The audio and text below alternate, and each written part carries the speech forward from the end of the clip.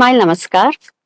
Anger, गुस्सा, जी हाँ, आज का टॉपिक है ये एक इमोशन है जो कई बार ऐसे ऐसे प्रॉब्लम्स ला सकता है ना, हमारे शरीर में, मन में, रिश्तों में। और जो कि हमें कई बार लगता है कि क्यों नहीं हम अपने आप को संभाल पाते गुस्से से, हार्मनी में ला सके। इसे कैसे होगा ये ट्रायोजन स्माइल मुद्रा, स्माइल मेडिटेशन के माध्यम से उस एंगर, उस गुस्से पर स्माइलाइज होना हम कर सकते हैं। तो आज मैं आपको मुद्राओं के माध्यम से, स्माइल मेडिटेशन के माध्यम से बताऊंगी कि कैसे हम इसे हार्मोनाइज कर सकते हैं। आज मेरे साथ है हरीश। कैसे हैं आप हरीश? ठीक है। क्या आपको गुस्सा आता है? हाँ। कभी ज्यादा कभी कम? हाँ जी। जी। व्यूवर्स, तो जो जो मैं बताई जा रही हूँ आपको, आप भी करते जाइएगा ताकि हम इन मसलों को कैसे सॉल्व करें, ये हमारे लिए बहुत आसान भी हो जाते हैं। रोजमर्रा का आपका एक जीवन है, उसमें भी कई बार गुस्सा आता है। एक छोटी सी डे टू डे सिचुएशन से शुरुआत कर सकते हैं हम। अगर आपके पास कोई ऐसी रीसेंट घटना याद है जो आपको, कि जिसमें आपको गुस्सा, एंगर आया हो, तो आप उसे याद करें, या अगर अभी भी है तो भी करें। बहुत पर्सनल और बहुत पेनफुल घटना भी है अगर आपके सामने, तो आप उसे भी याद करके, या अभी भी आपको लग रहा है, तो हम उसे भी, उसको भी ध्यान में लाके स्माइलाइज कर सकते हैं। किसी ने आपकी कोई बात नहीं सुनी, मान लीजिए जैसे छोटी बातें मैं आपसे कह रही हूँ कि ट्रैफिक में किसी ने गलती से आपकी गाड़ी काट दी, कि बस एक्सीडेंट होते होते बच गया। घर में किसी ने आपकी कोई चीज अपनी जगह पे नहीं रखी, तो आपको गुस्सा आ गया।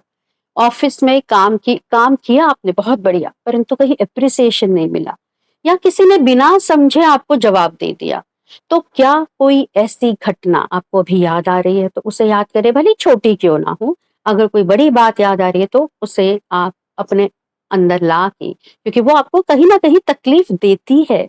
ये जो गुस्सा है, ये वो घटना या जो वो मोमेंट, सबसे पहले आपके माइंड में क्या थॉट आता है उसको लेके, उस पे ध्यान दीजिए।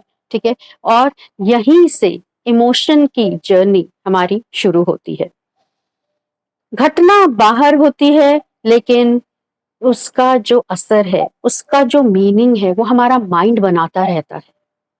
और जो मीनिंग माइंड बनाता है, उसी के अकॉर्डिंगली बॉडी रिएक्ट करने लगती है। आपको लगता है ऐसा? जी। जी व्यूअर्स, आपको भी ऐसा लगता होगा, क्योंकि हमारा माइंड मेटाफिजिकल है। हम उसे आंखों से नहीं देख सकते, और हमारी बॉडी फिजिकल है। इसीलिए बॉडी में पेन हो, स्वेलिंग हो, फीवर हो, चोट हो, या कोई डिजीज हो, वो हमें दिखाई देती है। और फिर तुरंत हम उसका इलाज या उसकी ट्रीटमेंट शुरू कर देते हैं। तो इससे वो बॉडी हार्मोनाइज होने लगती है। लेकिन माइंड की चोट दिखाई नहीं देती। किसी की कोई ऐसे कही हुई बात जो आपको हर्ट कर गई हो, या अपमान किसी ने किया हो, तो वो दिखाई नहीं देता। रिजेक्शन दिखाई नहीं देता। एक्सपेक्टेशन की वजह से जो चोट आती है वो दिखाई नहीं देती। रिजेक्शन की वजह से जो चोट आती है वो दिखाई नहीं देती, लेकिन उसका इफेक्ट बॉडी में लगता है, जो हमें नहीं पता लगता, क्योंकि हम बॉडी को केवल फिजिकल पॉइंट ऑफ व्यू से देख रहे हैं।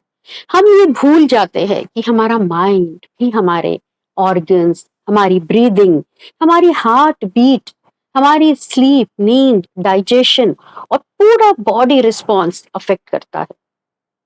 तो आज हम जानेंगे कि गुस्सा कैसे हमारे शरीर पे भी दिखता है, और इसे हमें शरीर पे भी जो दिखता है उसे भी हम कैसे स्माइलाइज कर सकते हैं, हार्मनी मिला सकते हैं, उस पेन को, उस दर्द को, उस इफेक्ट को जीरो कर सकते हैं। कभी कभी जब गुस्से में आप होते हैं तो एक जबड़ा जैसे टाइट हो जाता है ना, जी। शोल्डर्स टाइट हो जाती हैं, हार्ट बीट तेज होने लगती है, ब्रीदिंग तेज होने लगती है, या जैसे छाती में कहीं भारीपन आ गया हो, जी। ऐसा लगता जी। है ना। हाँ। चेस्ट में ऐसा प्रेशर, जैसा किसी ने कुछ रख दिया हो, हाँ। ऐसा महसूस होता है। जी। और कई बार स्टमक में भी लगता है, जैसे पेट में एक अकड़न सी होने लग जी। जाती है ना। या जैसे सिर में, चेहरे पे गरम गरम सा लगता है, या सिर दर्द शुरू हो जाता है। हाँ। जी। तो ऐसा ही डिस्कम्फर्ट जब आपको लगता है, तो यानी कि वो जो भी इमोशन उस वक्त आया, अगर एंगर आया है, तो वो एंगर आपके माइंड में, केवल माइंड में नहीं रहा, वो अब बॉडी तक पहुंच गया है। करेक्ट? जी हाँ। तो कई बार घटना केवल कुछ सेकंड की होती है, लेकिन घटना समाप्त हो जाती है, फिर भी हमारा मन, हमारा माइंड उसके साथ ही चलता रहता है। हम हमेशा सोचते रहते हैं, हम एक माइंड में आर्ग्यूमेंट चलता रहता है। आप सिचुएशन को समझकर रिस्पॉन्स देने के बजाय इमीडिएटली रिएक्ट करने लगते हैं। हमारी एक्सपेक्टेशन से अलग होती है, तो माइंड एंगर के थ्रू प्रोटेस्ट करता है। एंगर जब ये प्रोटेस्ट करता है, तो ये जब एंगर रीजनेबल लिमिट से बाहर चला जाता है और लंबे समय तक बना रहता है, तो शरीर में, बॉडी में स्ट्रेस रिस्पॉन्स एक्टिवेट हो जाता है और इसी की वजह से हमें तकलीफ होती है। तो सुजोक और ट्राई ओरिजिन ने एंगर को लीवर और गॉल ब्लैडर से जोड़ा है, यानी कि ज्यादा गुस्सा जो करते हैं उनका उनका गॉल ब्लैडर और लीवर अफेक्ट होता है। तो अब स्माइल मेडिटेशन से जाने, मुद्राओं से जानेंगे कि कैसे हम इसे हील कर सकते हैं, हम कैसे इसका निवारण पा सकते हैं। तो आज सबसे पहले ले लीजिए फिंगर, जी बहुत अच्छा, और इसे 5 सेकंड तक ऐसे टच करिए, अनामिका, हाँ। अनामिका उंगली है ना, इसे आप 5 सेकंड तक टच करिए, 1 2 3 4 5, ठीक है। इसके बाद आप धीरे से फर्स्ट जॉइंट पर आ जाए, रिंग फिंगर के फर्स्ट जॉइंट पर, ठीक है, बिल्कुल बीच में, मध्य में आए, जी। मध्य में आइए जी। अब एंगर यानी कि एंगर के भी कई नेचर होते हैं, जी। है ना, जो एंगर 2 प्रकार के होते हैं। माय डियर व्यूवर्स, आप भी रिंग फिंगर ले लीजिए, फर्स्ट जॉइंट पे आ जाइए, 5 सेकंड टिप टच करके, और आप अपने एंगर को सोचिए, कैसा एंगर है आपका, क्या बहुत लाउड है, वोलाटाइल है, या बहुत एक्सप्रेसिव है, आप तेज आवाज में बोलते हैं, चिल्लाते हैं जब, या कोई हार्श वर्ड्स यूज करते हैं एंगर में, दूसरों को हर्ट करते हैं, या कभी कभी चीजें पटकते हैं और इमीडिएटली रिएक्ट करते हैं। कभी कभी स्वयं को या दूसरे को भी हार्म करने तक भी वो पहुंच जाती है बात। तो इस एंगर को हम लाउड एंगर कहेंगे, एक स्ट्रॉन्ग एक्सप्रेसिव एंगर कहेंगे। तो तब आपको इसे रिंग फिंगर के फर्स्ट जॉइंट पे थोड़ा सा मूव करना है, अपने अंगूठे को स्मॉल फिंगर की तरफ, हाँ जी बिल्कुल, ठीक है, इसी डायरेक्शन में जहां पे ये आपकी इंडेक्स, ये जो रिंग फिंगर है, ठीक है। अब ऐसे ही होल्ड कीजिए, ठीक है। पर यदि आप एंगर एक्सप्रेस नहीं कर पाते हैं, माय डियर व्यूअर्स ध्यान दीजिएगा, अगर आप कहीं एक्सप्रेस नहीं कर पाते हैं, बाहर से चुप रहते हैं, अपनी बात नहीं कहते, सब कुछ जैसे भीतर होल्ड करके रहते हैं, गुस्से को दबाकर रहते हैं और अंदर ही अंदर हर्ट होते रहते हैं, तो वो अंदर ही अंदर जमा होता रहता है। तो ऐसे में अगर आप इस तासीर के हैं, तो आप रिंग फिंगर के फर्स्ट जॉइंट पे ही रह के थोड़ा सा मिडिल फिंगर की तरफ आ जाइए, ठीक है जी। जी। अब इसको आप अपनी गोद में रख लीजिए बहुत अच्छे से। अब आपका ये जो एंगर है, ये कहीं ना कहीं आपके शरीर में दिखता है। जी हाँ। तो अगर आपको बहुत ज्यादा एंगर है, जो कि चाहे वो लाउड है या सप्रेस्ड एंगर है, ठीक है, चाहे आप उसे एक्सप्रेस कर पा रहे हैं या अंदर रख रहे हैं, इन दोनों फॉर्म्स में ये आपके शरीर में जरूर आता है, जरूर शरीर को तकलीफ देता है। तो अगर मान लीजिए आपके शरीर में, आपके चेस्ट में कहीं बहुत एक प्रेशर जैसा लगता है आपको, छाती में, है ना, अगर भारी भारी सी लगती है छाती, तो अपने इंडेक्स फिंगर यानी कि तर्जनी उंगली के फर्स्ट जॉइंट और सेकंड जॉइंट के बिल्कुल बीचों बीच आ जाइए। ठीक है। इंडेक्स फिंगर को आप पहले 5 सेकंड टच करिए, इसके बाद आप अपने फर्स्ट और सेकंड जॉइंट के बिल्कुल मध्य पे आ जाइए, ठीक है, ठीक है। बिल्कुल मध्य में आइए, नीचे आइए, तो देखिए, हाँ ऐसे। अब अगर आपको लगता है कि नहीं, ये कहीं ना कहीं स्टमक में प्रॉब्लम करता है, तो आप सेकंड जॉइंट और थर्ड जॉइंट के बीच में आ जाइए, नीचे आ जाइए, और हाँ ठीक है। और आपको लगता है कि नहीं, हिप टच है, अगर हेड में, सिर में दर्द होता है, तो आपका जो इंडेक्स फिंगर का टॉप है, उसको थंब के टॉप से ऐसे टच कर लीजिए, ठीक है, ऐसे टच कर लीजिए, ठीक है। और अगर आपको लगता है कि ये फेस पे कहीं गर्माहट देता है, आंखें लाल लाल हो जाती है ना, लाल चेहरा हो जाता है गुस्से से, तो आप फर्स्ट और टॉप के बीचों बीच यहाँ आ जाइए, ठीक है, तो आपको क्या लगता है? गुस्सा आता है बहुत, कहाँ आता है पर? आंखों में आता है। आँखों में, तो आप यहीं रहिएगा। जी। माय डियर व्यूअर्स, आप समझ चुके हैं। अगर आपको भी समझ आ गया है तो आप अपने हिसाब से इन मुद्राओं को रख लीजिए। और सर भी भारी रहता है। सर में भारी रहता है तो आप इसी मध्य में रहिएगा, ठीक ठीक है? जी। तो माय डियर व्यूअर्स, आपने भी मुद्राएं ले ली है, आप भी ऐसे रहिएगा। तो आपका एक हाथ इन रिंग फिंगर यानी कि आपकी अनामिका उंगली के फर्स्ट जॉइंट पे है, जो कि अगर आप सप्रेस एंगर में है तो आप मिडिल फिंगर की तरफ जाइए फर्स्ट जॉइंट पे, लेकिन लाउड एंगर है तो स्मॉल फिंगर की तरफ जाइए। और अगर आपको समझ ही नहीं आ रहा कि वो लाउड है या सप्रेस्ड है जी। तो आप यही रहिए मध्य में, ठीक है? रिंग फिंगर के मध्य में, जी। ठीक है? और इंडेक्स फिंगर कहाँ पे आपको तकलीफ हो रही है उसके हिसाब से आप राइट, ठीक है? ठीक। चलिए अब आंखें बंद कर लीजिए, या फिर किसी सामने एक पॉइंट पर सॉफ्ट सी नजर रख सकते हैं आप।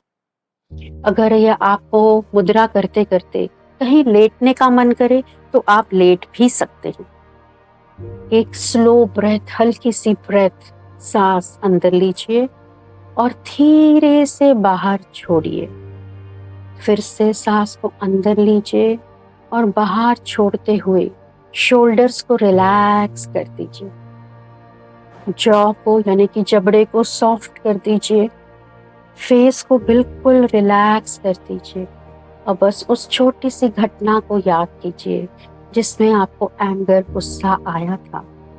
उस मोमेंट आपके माइंड में सबसे पहला थॉट क्या आया? क्या आपको लगा कि मेरी रिस्पेक्ट नहीं हुई, या मेरा सुना नहीं गया, या मुझे इग्नोर किया गया? जो भी थॉट आपको आया है, चाहे वो अनफेयर लगा आपको उस वक्त, तो जो भी थॉट आया उसे बस ऑब्जर्व करिए कि वो एंगर बॉडी में कहाँ दिखाई दे रहा है।